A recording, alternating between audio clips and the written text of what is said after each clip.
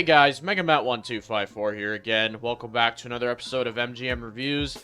And today, guys, I'm going to be covering Season 3, Episode 3 of The Mandalorian.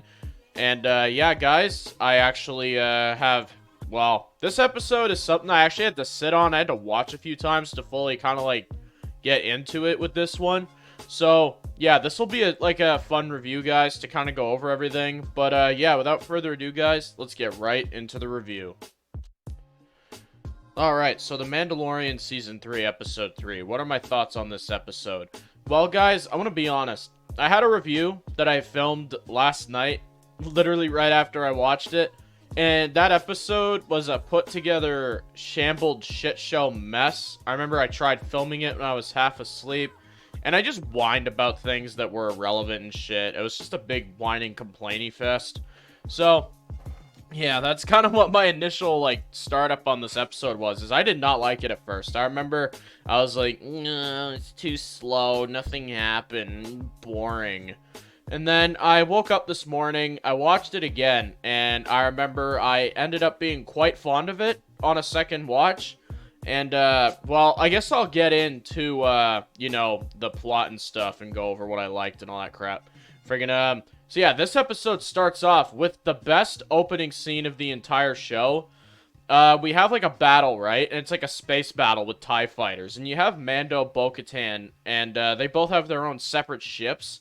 And, you got Mando blowing up TIE fighters out of the sky. You have Bo-Katan that's, blowing up TIE fighters. And her castle gets fucking obliterated. It gets destroyed by these TIE fighters.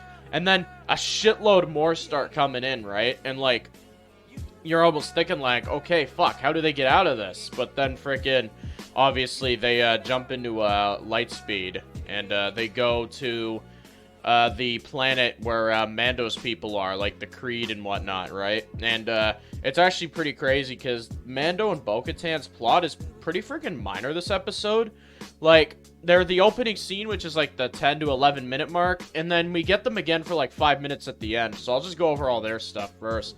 Is they get to, the Creed and stuff, right? And Mando proves that he did, in fact, bathe in the living waters of Mandalore. And he is then welcomed back into the Creed by, the Armorer and whatnot, right? And Bo-Katan is also welcomed into the Creed because she was also, in the waters as well with Mando. And she never took her helmet off past that. So she's now temporarily going to be a part of the, Creed. Because, I'm assuming this will not be a permanent plot. But, that was really cool. I love the Mandalorian's plot in this one. Having him and Grogu, they have in their moments. Bo-Katan is legit one of the best characters of the show right now. I'm really starting to like that character. Friggin', she was awesome in Clone Wars, and it's cool seeing her being done justice in live action. It's, yeah, she's a dope character. And then, okay, the main plot of the episode, and I was actually thrown off by this at first, is the main plot of this episode takes place on good old Coruscant, which is one of the most nostalgic locations of Star Wars for me, because I'm a prequels person, right? I grew up on Revenge of the Sith, Attack of the Clones, The Phantom Menace, so getting to see Coruscant in, modern-day Star Wars is really cool. And I think what I love about it the most is we actually see Revenge of the Sith locations, and we see the Opera Hall, and I remember I lost it when I saw it. I was just like, oh fuck, that's the place where Anakin talks to Palpatine in Revenge of the Sith. It looks a lot different when you actually go into the main sitting room though. It's completely redesigned and shit. It's fan service like that I appreciate. Seeing, OG locations like that.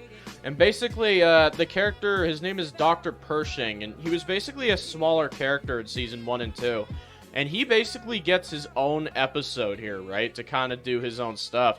And basically, I think, if I'm getting this correctly, the plot is that there's a bunch of, reformed Imperials that are going through a program for the New Republic. And he is one of them. You got this girl, right? I forget her name. But she was a character in Season 2, I believe. She was on, she was, one of Moff Gideon's people. And friggin', it turns out she's there. But, yeah, she's still a fucking piece of shit, though. Because, friggin', yeah, she betrays, Dr. Pershing. And friggin', she basically, like, leads him on, like, this whole expedition where, like, they go to this Imperial scrapyard, right? Where they steal, like, this shit from this, this big, like, Imperial ship. I think it's, like, a cloning device or something. It's, like, a lab of some sort that this guy needs. And then she fucking flips on him, like, last minute and throws him under the bus. And they're definitely setting up for a bigger storyline here. And that's what I like about it, is we're definitely building up to something here where it's like, okay, like, cloning and all that. Like, this Dr. Pershing character got his own episode, for fuck's sakes. Like, he's definitely going to be playing a bigger role going forward in the show at some point. Same with, well, I don't remember this girl's name. I'm sorry, guys. But same with her character as well. Definitely Moff Gideon. We got a name drop for him, too. Like, he's definitely coming back at some point. Maybe we even get some Thrawn, who knows.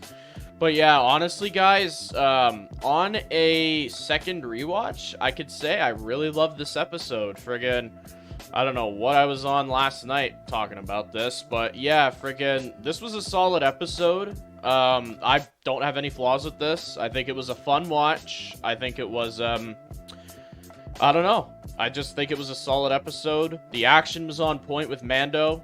The slow character moments with the Dr. Pershing, like, plot is really good. And, yeah, I quite enjoyed this. I really enjoyed this episode, guys. So, yeah, that's my thoughts on The Mandalorian Season 3, Episode 3.